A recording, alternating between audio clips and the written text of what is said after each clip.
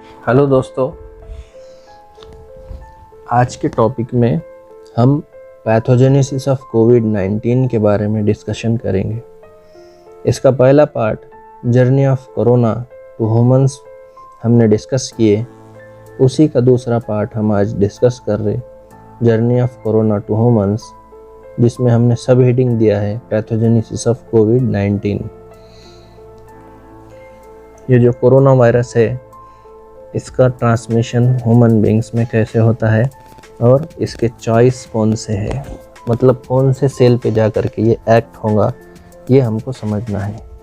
सबसे पहले जो कोरोना वायरस के डिज़ायरेबल सेल है वो टाइप 2 नीमोसाइट्स है। हमारे लंग्स में 2 टाइप के सेल होंगे, एक है टाइप 1 नीमोसाइट और दूसरा है टाइप 2 नीमोसाइट। अब टाइप 1 नीमोसाइट और टाइप 2 नीमोसाइट में क्या डिफरेंस होगा?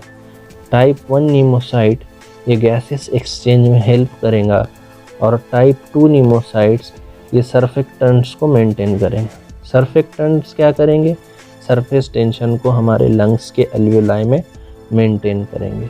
तो कोरोना वायरस डायरेक्टली हमारे टाइप 2 नीमोसाइट्स पे जा कर के एक्ट होगा, जिसमें सरफेक्टेंट्स का जो मेंटेनेंस है और सरफेक्टेंट्स का जो एक ऑप्टिमम अमाउंट है जो मेंटेन होना चाहिए, वो मेंटेन नहीं हो पाएगा। अब क्या होगा यहाँ पर हम आगे और डिटेल में डिस्कशन करेंगे। सबसे पहले interaction of corona virus with pneumocytes, ये हमको समझना है। यहाँ पर 2 अलग अलग इवेंट्स हम समझ रहे हैं। सबसे पहला जो स्टेप है वो attachment of viral spike to ACE receptor.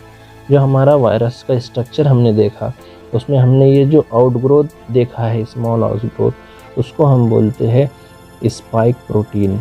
और बहुत सारे सरफेस और मेम्ब्रेनस प्रोटीन्स हमारे वायरस के स्ट्रक्चर में होते हैं और साथ में जेनेटिक मटेरियल भी होता है इस प्रोटीन के कैप्सिड के अंदर। तो यहाँ पर ये जो स्पाइक प्रोटीन है, स्पाइक प्रोटीन डायरेक्टली अटैच होगा हमारे एस रिसेप्टर को। ये जो इस रिसेप्टर्स दिख रहे हैं टाइप 2 न्यूमोसाइट्स में, ये S receptors means angiotensin converting enzyme receptor. ये क्या करेंगे? जो हमारा एंजियोटेंसिन हार्मोन है उसको क्या करेंगे? कन्वर्ट करेंगे। एंजियोटेंसिन सेकंड से एंजियोटेंसिन फर्स्ट में इसका कन्वर्जन करेंगे, जिसके वजह से हमारी जो कैपिलरी है उनकी परमेबिलिटी क्या हो जाएंगी? बढ़ जाएंगी। अब ये जो वायरस है, ये तो एक अलग डिस्कशन हुआ एस रिसेप्टर का जो स्पेसिफिक फंक्शन है, लेकिन यहाँ पर ये एस रिसेप्टर क्या करेंगे? कोरोना वायरस को लैंड करने देंगे। ये स्पाइक अटैच होगा एस रिसेप्टर से और जेनेटिक मटेरियल को ट्रांसफ़र करेगा नीमोसाइट्स में। ओके, ये नीमोसाइट्स में जेनेटिक मटेरियल हमारा ट्रांसफ़र होगा। अब ये जो पर्टिकुलर जेनेटिक मटेरियल ट्रांसफ़र हुआ था होस्ट सेल में, तो वहाँ पर क्या करेगा? प्रोटीन सिंथेसिस करेगा और वायरल मल्टीप्लिकेशन का प्रोसेस हमको देखने को मिलेगा। मतलब ये जो वायरस है ये हमारे प्रोटीन सिंथेसिस के मशीनरीज को क्या करेगा? हाईजैक कर लेगा।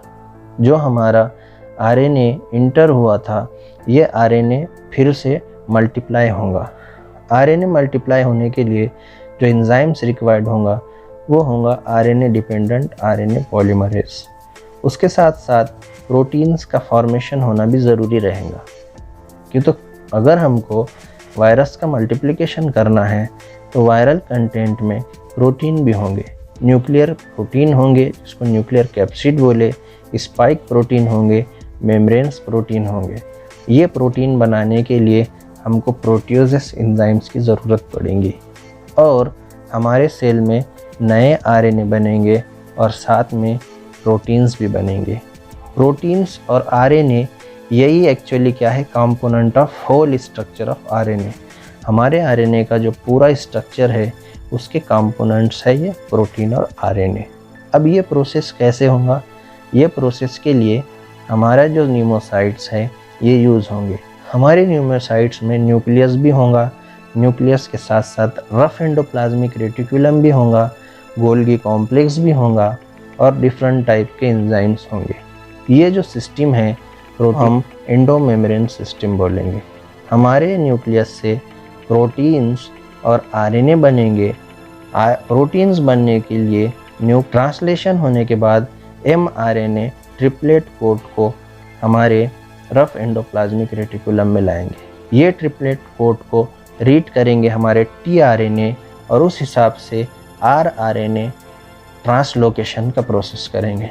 ट्रांसलोकेशन के माध्यम से नई प्रोटीन बनेंगी वायरस की और ये प्रोटीन का मैचुरेशन हमको देखने को मिलेगा गोल्गी कॉम्प्लेक्स में।